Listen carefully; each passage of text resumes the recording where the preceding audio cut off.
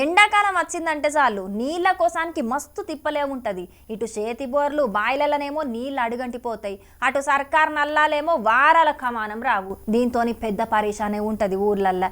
నీళ్లు లేకుంటేనేమో ఏ పని నడవదాయే. గందుకే గిల్లేం చేసి చూడురి. కర్నూలు జిల్లా మంత్రాలయం మండలం కల్లుదేవకుంట ఊళ్ళే నెల రోజుల సంధి తాగేతందుకు నీళ్లత్తలేవట. నీళ్ల కోసానికి రోజు మస్తు తిప్పల పడుతున్నారట అక్కడి జనాలు. అధికారులకు లీడర్లకు ఎన్ని మాటలు చెప్పినా ఎవ్వరు పట్టించుకుంటలేరట. గందుకే ఇయ్యాల పొద్దటిలే ఖాళీ బిందెలతోని నడి రోడ్డు మీద గోకుండి ధర్నాకు దిగిండ్రు. దీంతోని కిలోమీటర్ దూరం దాకా వాహనాలన్నీ ఎక్కడికక్కడనే ఆగిపోయే వరకు ట్రాఫిక్ మస్తు జామ్ అయింది. మరిగా వాళ్ళ బాధేందో గీ అవ్వ చెప్తున్నది నుండ్రి.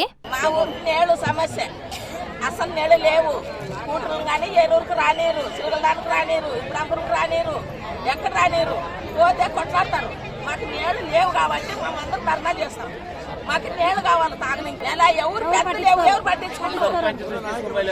పట్టించుకుంటారు మా గురించి. మరిగా సీఎం చంద్రబాబు సారు మీరేమో ప్రజలకేం ఇబ్బందులు లేకుండా పాలన చేస్తున్నామని చెప్తున్నారు. స్వచ్ఛాంధ్ర స్వర్ణాంధ్ర అని అంటున్నారు గాని ముందుగాల జనాలకు ఇబ్బందులు లేకుండా తాగునీళ్ళని సరఫరా చెయ్యుండ్రి, అటెన్క మీరు ఎన్ని విజన్ల గురించైనా చెప్పుండ్రి అని అంటున్నారు అక్కడి జనాలు. ఇగి ముచ్చటిట్లుంటే గిది చూడుండ్రి.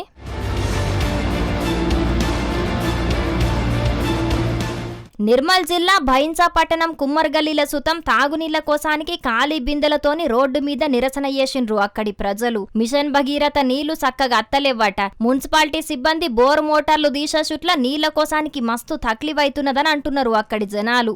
టైంకు రాక మాకు ఇప్పుడు నా బాధ అవుతున్నారు. పిల్లలు ఉన్నారు, మన్మరాలు ఉన్నారు, మన్మన్ను అలా పట్టుకొని నా కాలు నడుస్తలేదు. మళ్ళీ బకెట్ నీళ్ళకి రావాలంటే నాకైతే టైం దొరకలేదు. వాళ్ళకి చూడాలా, ఇంట్లో చూసుకోవాలా, తానాలకు ఇప్పుడు పిల్లలకు ఎక్కడ ఉన్నాయి ఇప్పుడు దింగాన. మాకు మిషన్ బాగితే టైంకి అయితే వస్తలేవు. మాకు బోర్లు చార్జ్ అయ్యింది. పొద్దుగల లేచిన కాడి నుంచి షురూ చేస్తే ప్రతొక్క దానికి నీళ్లతోనే అవసరం ఉంటది. నీళ్లు లేని ఏ పని నడవది. గసుంటిది రోజుల కమానం నీళ్లు లేకుంటే ఎట్లా అని గరానికత్తున్నారు అక్కడి పబ్లిక్.